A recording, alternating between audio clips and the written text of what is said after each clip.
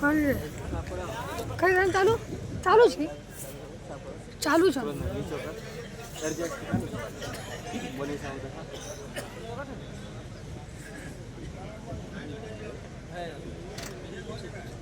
બસ આયો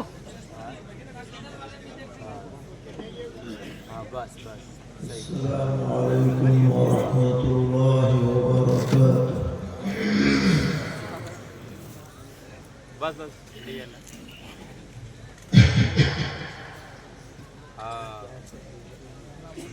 الحمد لله رب العالمين.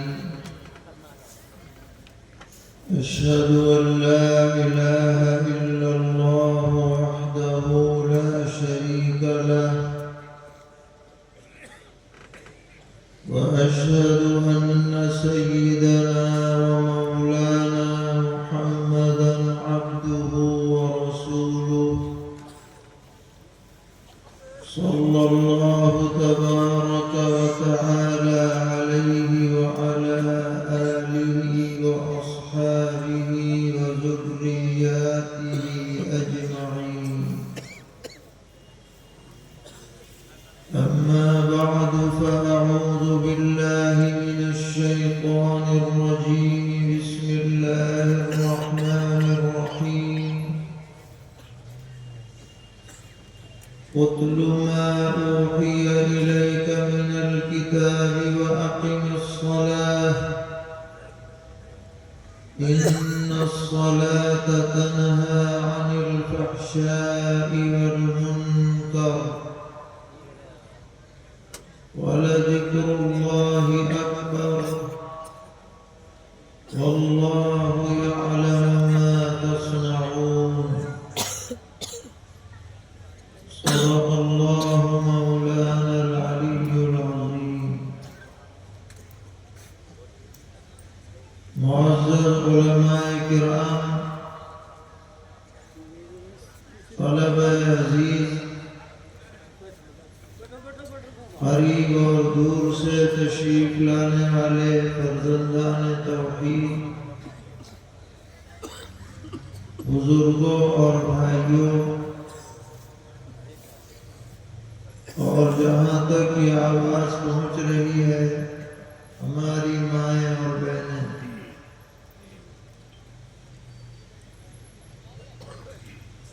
مدرسہ صدیقیہ ڈگروا کا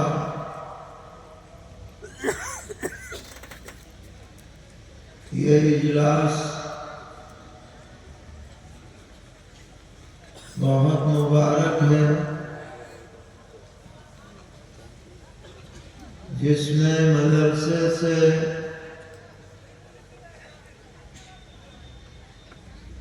فارغ ہونے والے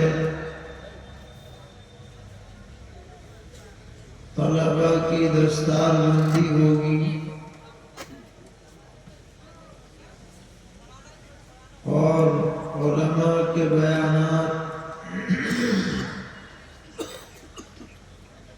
آپ کے سامنے کچھ ہو چکے ہیں اور کچھ آئندہ ہونے والے ہیں.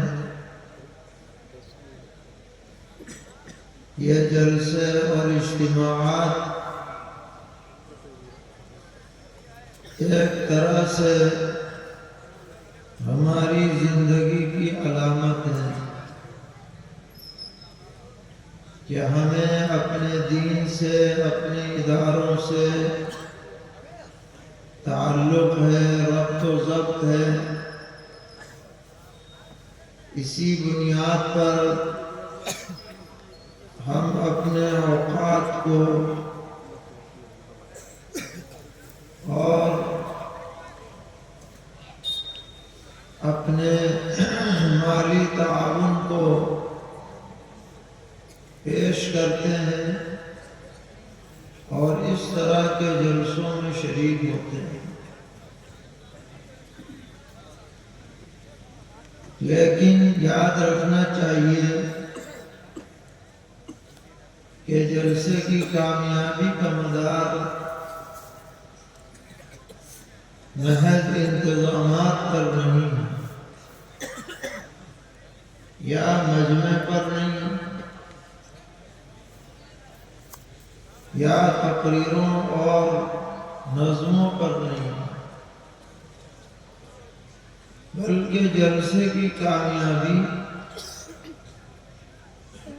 صحیح معنی میں جبھی ہو سکتی ہے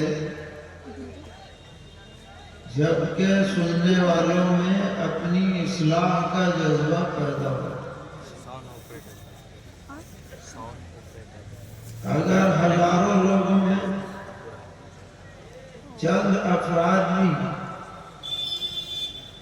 اصلاح کا جذبہ اپنے اندر پیدا کر لیں تو جلسہ کامیاب، اور اگر سن سنا کر چلے جائیں اور جلسے سے پہلے اور جلسے کے بعد والی زندگی میں کوئی فرق نہ ہو تو چاہے کتنا ہی انتظام کر لیا جائے وہ جلسہ کامیاب نہیں کہلائے گا۔ اس لیے یہ جلسہ ہو یا کسی اور مدرسے کا جلسہ ہو یا تبلیغی اجتماع ہو یا اصلاحی مجلس ہو، اس میں ہمیں اسی جذبے سے شریک ہونا چاہیے کہ ہم اپنی زندگی میں کچھ تبدیلی لائیں، انقلاب لائیں اور صحیح راستے پر ہم چلیں گے۔ صحابہ کرام رضی اللہ تعالی عنہ کے زمانے میں ایسے جلسے نہیں ہوتے تھے جیسے آج کل ہو،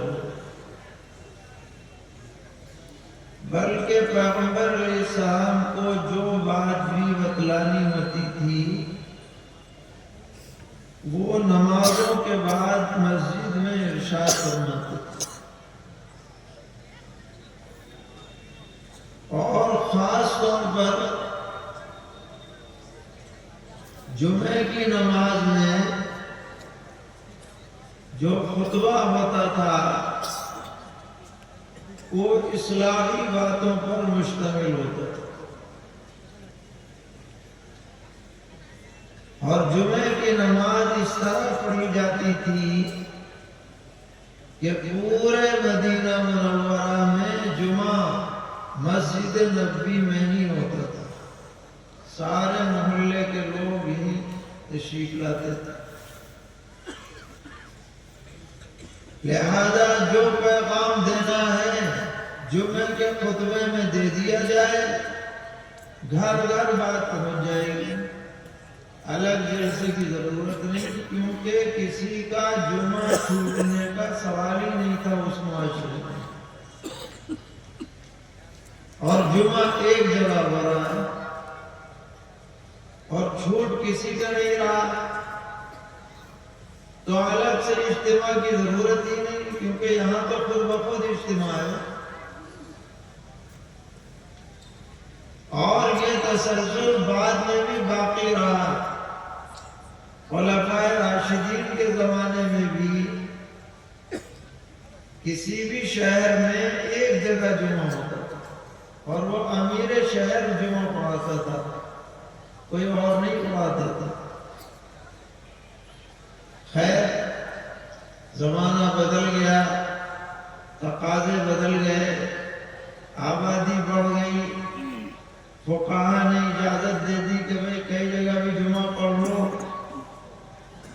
لیکن ضرورت اس بات کی ہے کہ جو دین کی بات سنی جائے کہیں بھی وہ سن کر انسنی نہ کر دی جائے بلکہ عمل کی کوشش کی جائے۔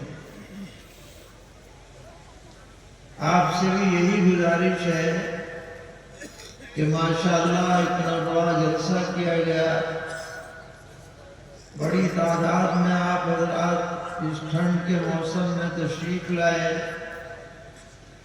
تو اب ذرا اپنے گریبان میں جھانک لیں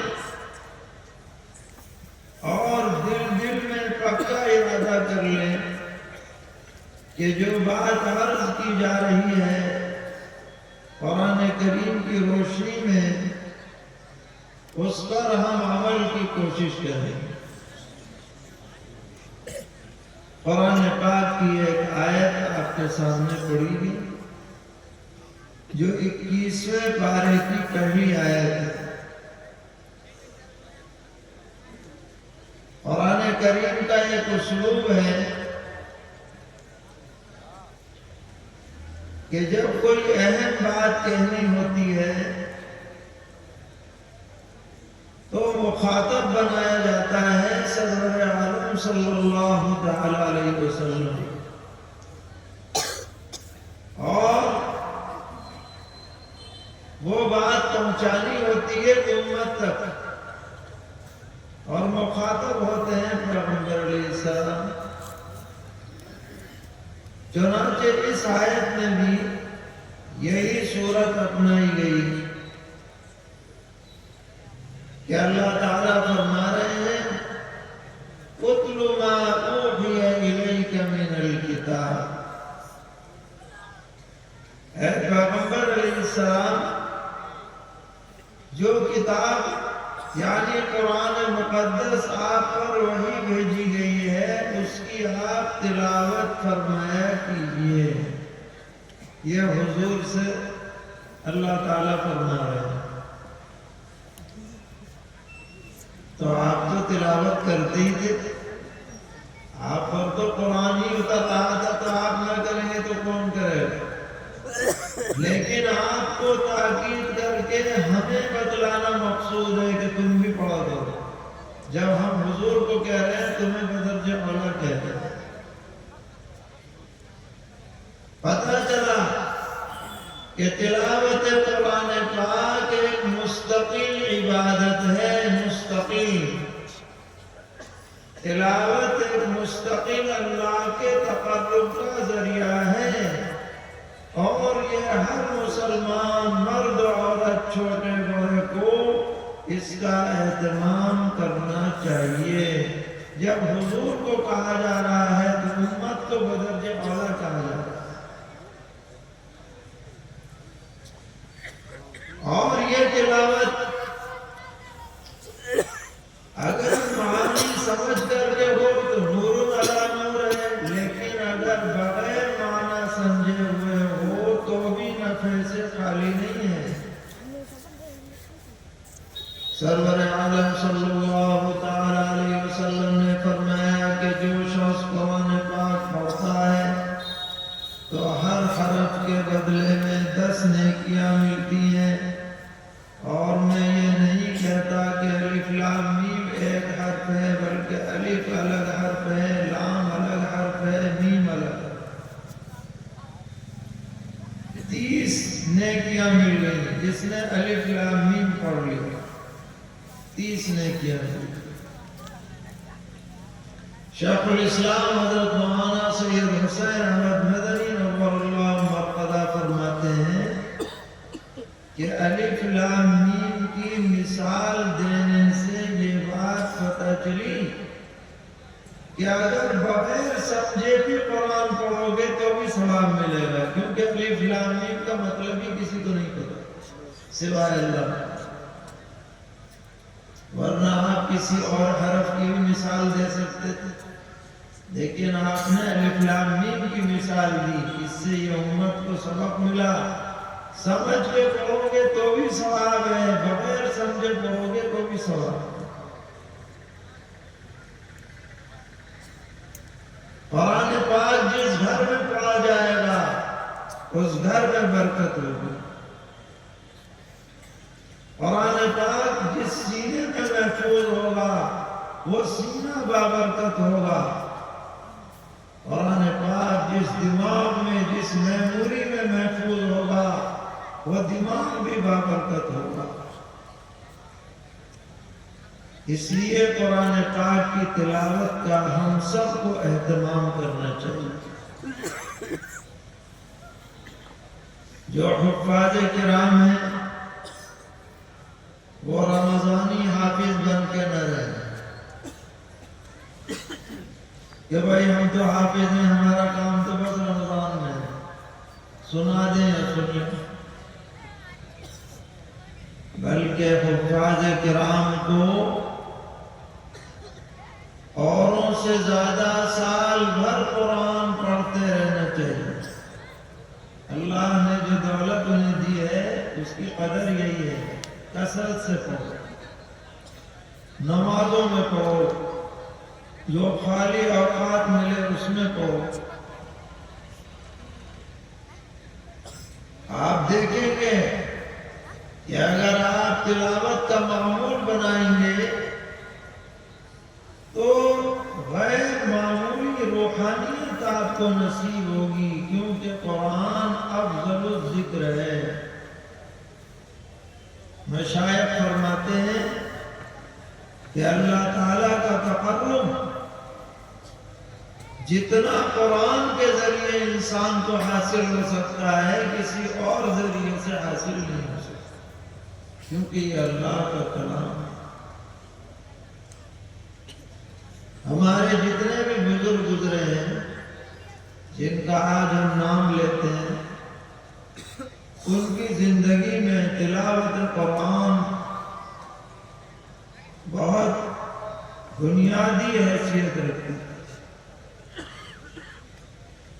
حضرت شیخ رحمت اللہ علیہ نے آپ بیتی میں لکھا، نہیں روز نامچے میں لکھا کہ راجستھان کا سفر ہوا 1.5 دن کا، سہارنپور سے۔ اس 1.5 دن میں آتے جاتے 45 پارے پڑھ لیے، 45 پارے آنے جانے میں پڑھ لیے اور لکھ دیا اتنے پڑھ لیے۔ آپ بیتی میں لکھا ہے کہ رمضان المبارک میں 31 قرآن پاک پڑھتے تھے، اور اس کی ترتیب یہ تھی کہ ہر دن کے پارے کو 31 مرتبہ دہراتے تھے، تو جب مہینہ پورا ہوتا تھا تو ایک دن میں 31 قرآن پورے ہوتے تھے۔ سارا کام کاج بند، تصنیف و تعلیف سب بند، رمضان میں بس قرآن صرف قرآن۔ تو ہمیں بھی چاہیے کہ ہم قرآن پاک سے اپنے کو وابستہ کریں، حفاظ بھی پڑھیں، علماء بھی پڑھیں، اور بھائی عوام بھی پڑھیں، اور بڑے بھی پڑھیں، چھوٹے بھی پڑھیں، جوان بھی پڑھیں، مرد بھی پڑھیں، عورتیں بھی پڑھیں، سب قرآن پڑھنے کو اپنی زندگی کا مقصد بنا لیں۔ آپ دیکھیے کیسی برکتیں آئیں گی، قرآن سراپا برکتیں، انشاءاللہ دنیا کی بھی برکت ملے گی اور آخرت کی بھی برکت ملے گی۔ آج کے جلسے سے ہم یہ عزم کر کے جائیں، ہم اگر حافظ ہیں تو سال بھر پڑھا کریں گے، ہم اگر ناظرہ خواہ ہیں تو ہر دن پڑھیں گے، آدھا گھنٹہ پون گھنٹہ صرف قرآن پڑھیں گے۔ اگر اب تک ہم نے نہیں پڑھا ہے، کوتاہی ہوئی ہے، اب پڑھنا شروع کر دیں گے، سیکھنا شروع کر دیں گے، ارادہ کریں گے، اپنے بچوں کو پڑھائیں گے، بچیوں کو پڑھائیں گے۔ ابھی مولانا جمشید جوہر صاحب اشعار پڑھ رہے تھے کہ بھئی کوئی منع نہیں کرتا، سائنسداں بناؤ، ڈاکٹر بناؤ، انجینئر بناؤ، فلاں بناؤ، لیکن قرآن تو پڑھاؤ۔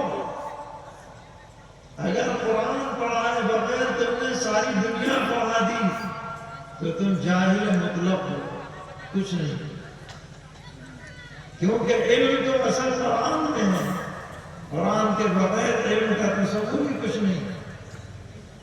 ایک مسلمان کے لیے سب سے بڑی چیز قرآن مقدس ہے۔ تو ہم سب یہ ارادہ کریں، قرآن پڑھیں گے، قرآن پڑھائیں گے، قرآن کا ماحول بنائیں گے، نسلوں کو قرآن سے وابستہ کریں گے، یہی ہمارا مشن ہونا چاہیے۔ اللہ تعالیٰ ہم سب کو توفیق عطا فرمائے۔ تو ایک تو بات یہ ہوئی، اتل ما اوحی الیک من الکتاب، کیسے اچھے انداز میں اللہ تعالیٰ نے خطاب فرمایا کہ اے پیغمبر آپ پر جو کتاب وحی کے طور پر بھیجی گئی ہے آپ اس کی خوب تلاوت فرمایا کیجیے، یہ حضور سے کہا جاتا ہے۔ چنانچہ نبی اکرم علیہ السلام کی تلاوت سبحان اللہ، صحابہ کرام رضی اللہ عنہ فرماتے ہیں کہ اتنا بہترین قرآن آپ پڑھتے تھے کہ یہ جی چاہتا تھا پڑھتے ہی رہے، کبھی بھی آپ کی تلاوت ہمارے اوپر بوجھ نہیں محسوس ہوتی تھی، جی چاہتا تھا بس سنتے ہی رہے، پڑھتے رہے۔ اور آپ نے صحابہ کو تیار بھی کیا۔ سب سے بڑے قاری صاحب ہیں حضرت ابی بن کعب رضی اللہ تعالیٰ عنہ، ان کو خود سنایا تاکہ وہ آپ کا لہجہ پکڑ لیں، آپ کا انداز اختیار کر لیں، آپ کا طریقہ سیکھ لیں، پھر امت کو پہنچائیں۔ تو الغرض تلاوت ہماری زندگی میں داخل ہونی چاہیے، اس میں کوتاہی نہیں ہونی چاہیے۔ دوسرا حکم ہے اس آیت میں کہ وَأَقِمِ الصَّلَاةَ، اے پیغمبر آپ نماز قائم فرمائیے۔ حضور تو پکے نمازی تھے، آپ تو فرماتے تھے میری آنکھوں کی ٹھنڈک نماز ہے، راتوں رات نماز میں کھڑے رہتے تھے، پائے مبارک بھر آ جاتے تھے، آپ کا بہت جی لگتا تھا نماز میں، لیکن پھر بھی کہا جا رہا ہے اقیم الصلاۃ، حضور نماز قائم کیجیے۔ یہ دراصل خطاب آپ کو ہے، مخاطب ہم اور آپ ہیں، امت نماز قائم کرے۔ علماء لکھتے ہیں کہ اقامت صلاۃ کا مطلب یہ ہے کہ تمام آداب و شرائط کے ساتھ نماز پڑھی جائے،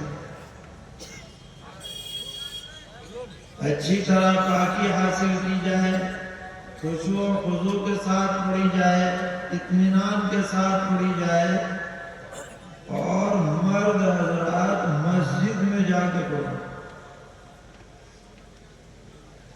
اس لیے کہ پیغمبر علیہ السلام کا ارشاد ہے کہ اکیلے نماز پڑھنے کے مقابلے میں باجماعت نماز پڑھنے کا ثواب 27 گنا زیادہ بڑھا ہوا ہے۔ اور پھر یہ فرمایا کہ جب آدمی اپنے گھر سے باوضو ہو کر مسجد کے لیے چلتا ہے تو ہر قدم پر ایک نیکی لکھی جاتی ہے، ایک گناہ مٹایا جاتا ہے، اور جب مسجد میں پہنچ جاتا ہے اور ابھی جماعت میں دیر ہے تو جب تک بیٹھا رہے باوضو اور کوئی دنیا کی گفتگو نہ کرے تو فرشتے اس کے لیے دعا کرتے رہتے ہیں، اللہم اغفر لہ، اللہم ارحمہ، یہ جو بیٹھا ہوا ہے اللہ اس کی مغفرت کرتے، اے اللہ اس پر رحم فرما۔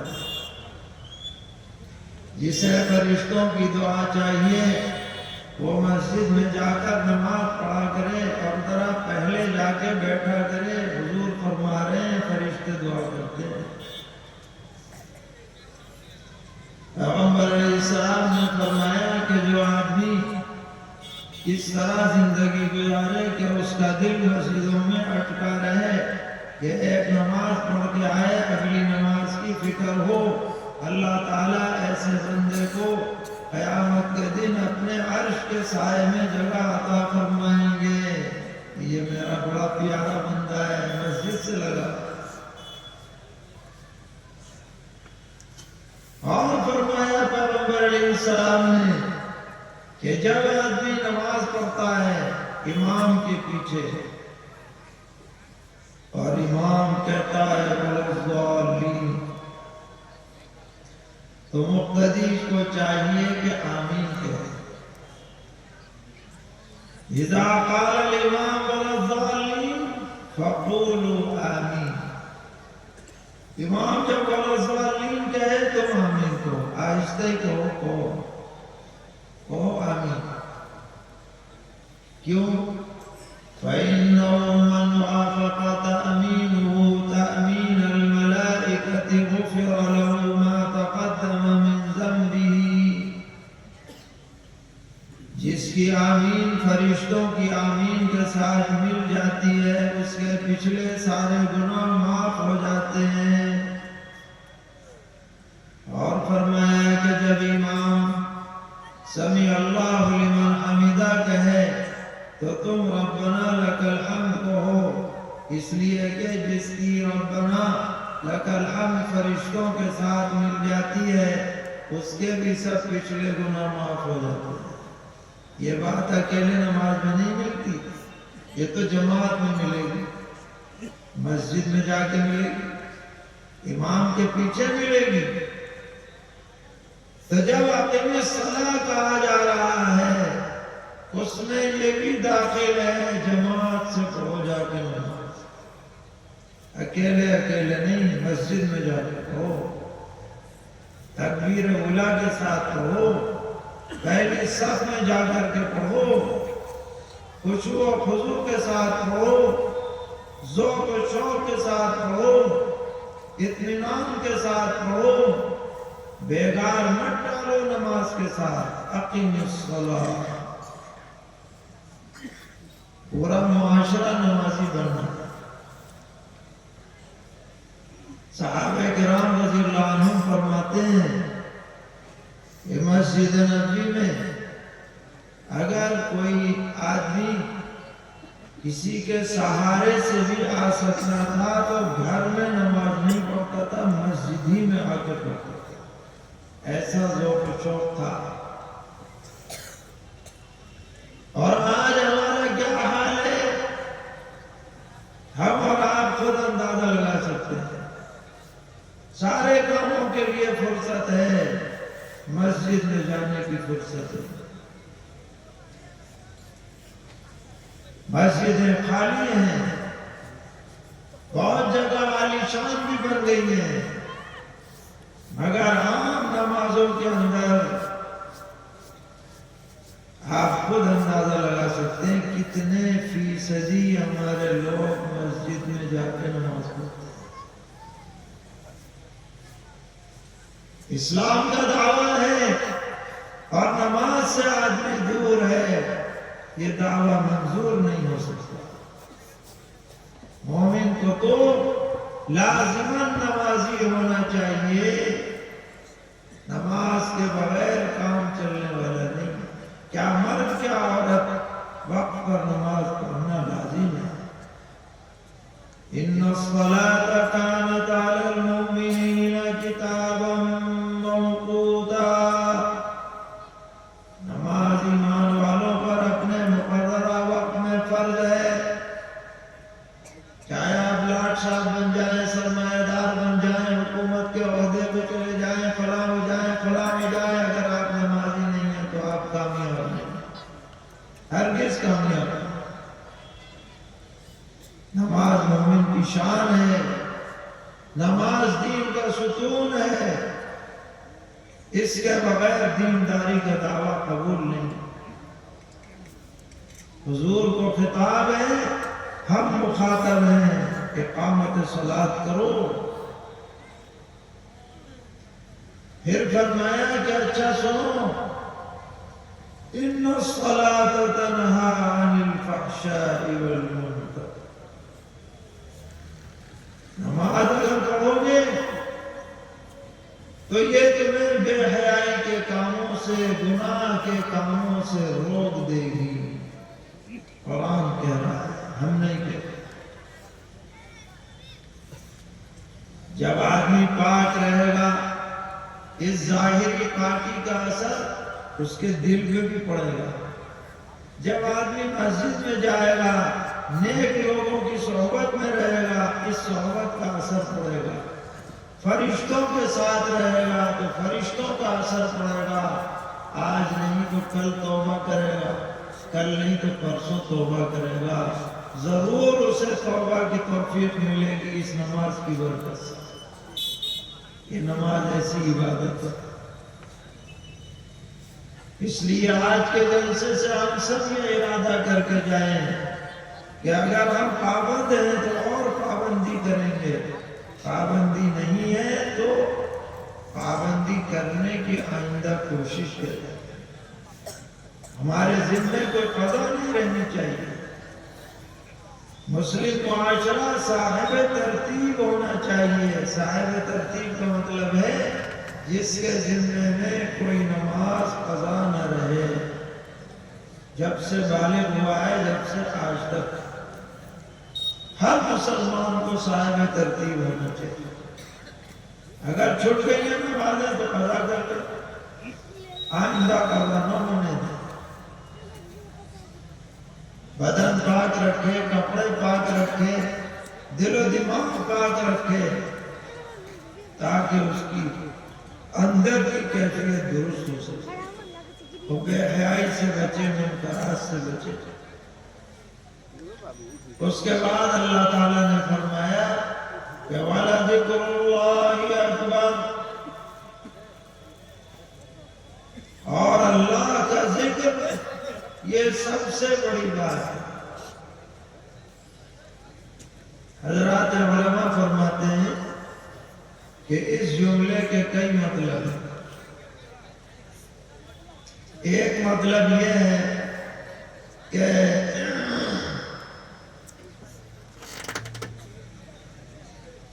نماز سے دو فائدے ہیں۔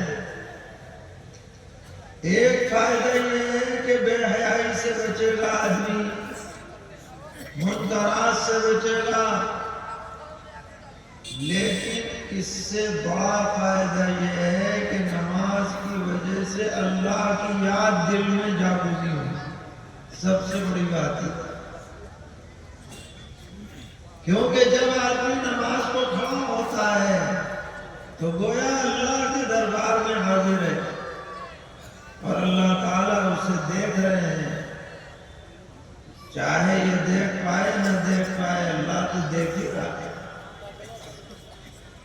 اس تصور کی وجہ سے آدمی کا جذبہ حقیقی، ایمانی اور روحانی بن جاتا ہے کہ میرا رب مجھے دیکھ رہا ہے، صحیح انداز میں عبادت کرتا ہے۔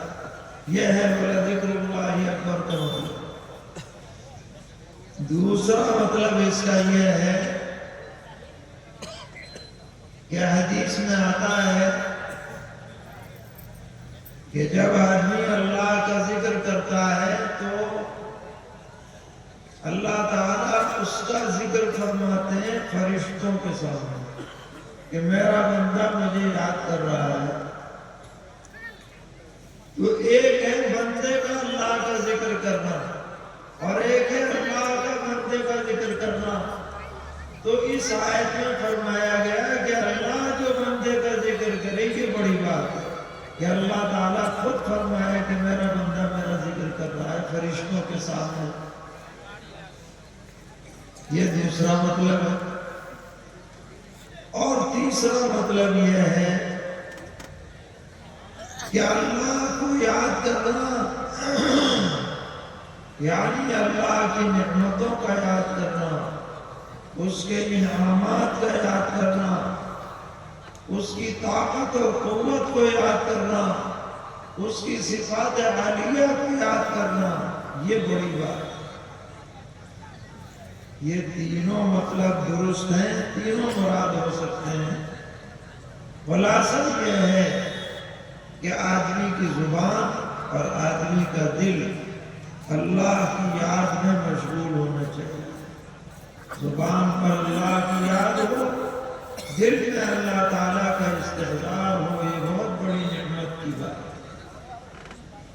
جو آدمی ذکر کرتا ہے وہ شیطان کے اثر سے محفوظ رہتا ہے، نفسانی فتنوں سے محفوظ رہتا ہے، ذکر سے اللہ کا قرب حاصل ہوتا ہے، ذکر کی وجہ سے بندہ اللہ کا محبوب بن جاتا ہے، منظور نظر بن جاتا ہے۔ خاص طور پر صبح شام اللہ کی تسبیح و تحمید کرنی چاہیے۔ ہم سب یہ ارادہ کریں کہ صبح اور شام کم سے کم ایک تسبیح تیسرے کلمے کی پڑھ لیا کریں، تو انشاءاللہ اس کی برکات ہمیں ملیں گی۔ اور ویسے بھی جب تک ہمیں یاد آئے، ہمیں موقع ملے، ہم اپنی زبان کو اللہ کی یاد میں تربتر رکھیں۔ اس کے بعد ختم کیا گیا ہے آیت کو کہ واللہ یعلم ما تصنعون۔ یہ بڑی جھنجھوڑنے والا ٹکڑا ہے، جیسے کسی کا کندھا پکڑ کے جھنجھوڑ دیا جائے، ایسی آیت ہے کیا کہ اللہ کو ان تمام باتوں کی پوری خبر ہے جو تم کرتے ہو، اندھیرے میں کرو، اجالے میں کرو، تنہائی میں کرو، لوگوں کے سامنے کرو، چھپ کر کے کرو یا برملا کرو، کسی کو پتا ہو نہ پتا ہو، اللہ کو ضرور پتا۔ اس لیے ڈرتے رہو، وہ تمہیں پکڑ سکتا ہے یہاں بھی وہاں بھی۔ اللہ کا ڈر دل میں پیدا کرو، اس کے دربار میں حاضر ہونا ہے، اس کی تیاری پہلے سے کرو،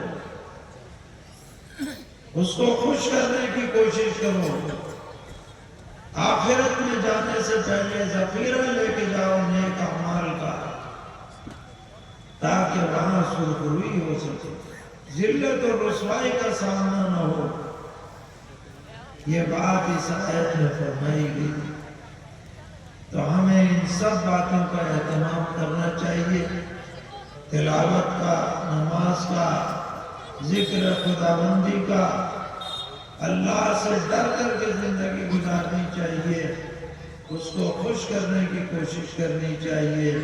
اللہ تعالی ہم سب کو کہنے سننے سے زیادہ عمل کی توفیق عطا فرمائے، اس مدرسے کو بھی ترقیات سے نوازے، شرور سے محفوظ رکھے۔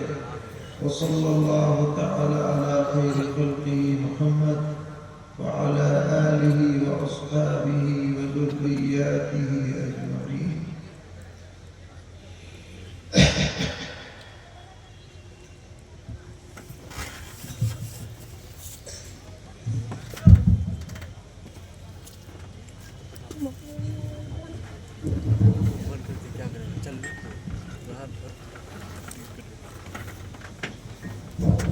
حضرات ماشاءاللہ بہت ہی پرسکون انداز میں آپ درد و سوز میں ڈوبی ہوئی تقریر سماعت فرما رہے تھے۔ یقیناً دوستو اسے کہتے ہیں قرآنی بات، اور قرآن پر تقریر آپ نے اچھی طرح سے سنا دوستو اور سمجھ میں بھی آیا۔ آئیے دوستو میں آپ کے سامنے یہ اعلان کر دوں کہ پیر طریقت جناب حضرت مولانا احمد نصر بنارسی